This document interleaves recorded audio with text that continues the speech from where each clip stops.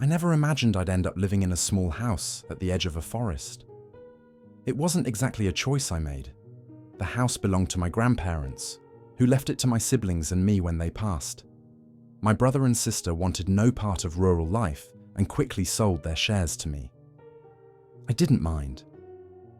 I've always enjoyed solitude, and this house, surrounded by towering trees and whispering leaves, felt like the perfect escape. At first, it was quiet, too quiet. The kind of quiet where the absence of sound almost feels like a presence itself.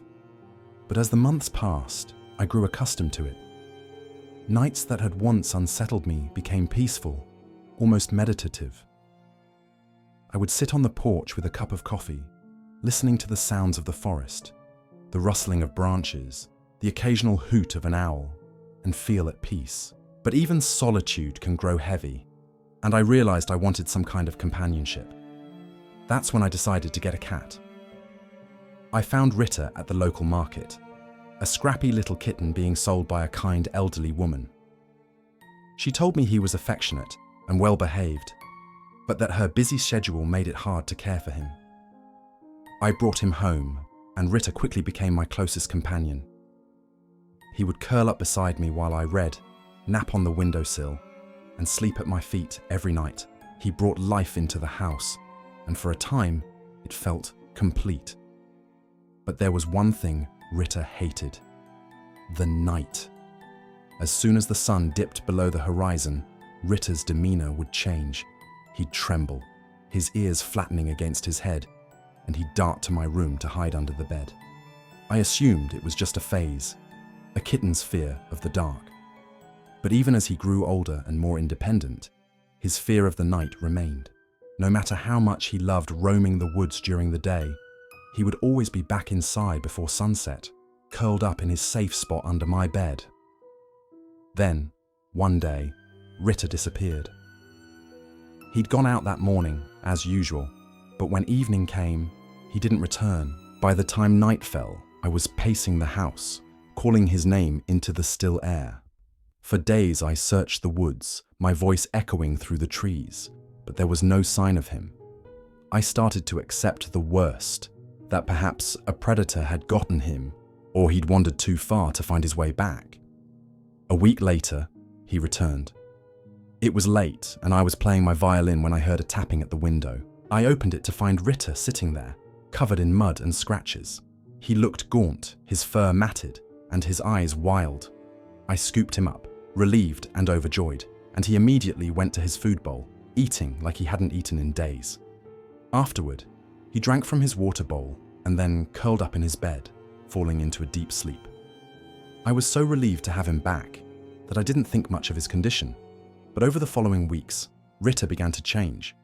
He was still terrified of the night, but instead of hiding, he'd sit by the window staring into the darkness. Sometimes he'd make low, guttural sounds, almost like he was talking to something outside. I started to notice strange noises at night as well. Whispering voices, faint and indecipherable, coming from the forest. At first, I thought it was just my imagination, but the whispers grew louder, closer, until I couldn't ignore them anymore. One night, I woke up to find Rita standing on my chest, staring at me. His eyes glowed faintly in the darkness, and his lips were moving, though no sound came out.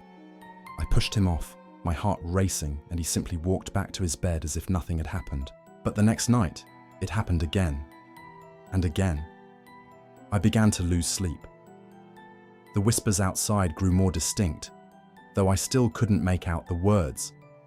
Sometimes I thought I heard Rita responding to them in a strange, guttural language I didn't recognize. The house no longer felt like a refuge. It felt like a trap. One day, while reading to distract myself, I came across an old folktale about skinwalkers. They were said to be shapeshifters, beings that could wear the skins of animals to move among humans undetected. The thought lodged itself in my mind, impossible to shake. Could Rita have been taken by something in the woods? Could he have come back? Different. The idea seemed absurd, but every night, As I lay awake, listening to the whispers and watching Ritter stare into the darkness, it felt more and more plausible. I wanted to check him, to see if there were any marks or signs on his body that didn't belong. But the thought of touching him, of confronting whatever he might have become, filled me with dread. What if he attacked me? What if I was right? One night I couldn't take it anymore. The whispers were louder than ever, pressing against the windows like a storm. Ritter was at the window, his body tense, his ears perked, staring into the night. I crept toward him, calling his name softly. He didn't respond. He didn't even flinch. Then from outside I heard it, a voice, clear and unmistakable. Alex. I froze. My blood turned to ice. Ritter turned to look at me, his glowing eyes locking onto mine. And then he spoke. I don't know what he said. The words were foreign, guttural, and dripping with malice. But I understood their intent. My knees gave out, and I stumbled back, my mind racing with panic. I locked myself in my room that night, barricading the door with whatever I could find. The whispers didn't stop. Ritter didn't stop. He scratched at the door, his voice echoing through the house, growing louder and more insistent. I didn't sleep. I didn't dare move. Now, I'm writing this. I don't know how much longer I can stay here.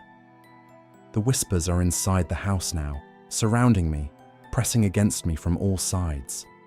Ritter is outside my door, waiting, watching.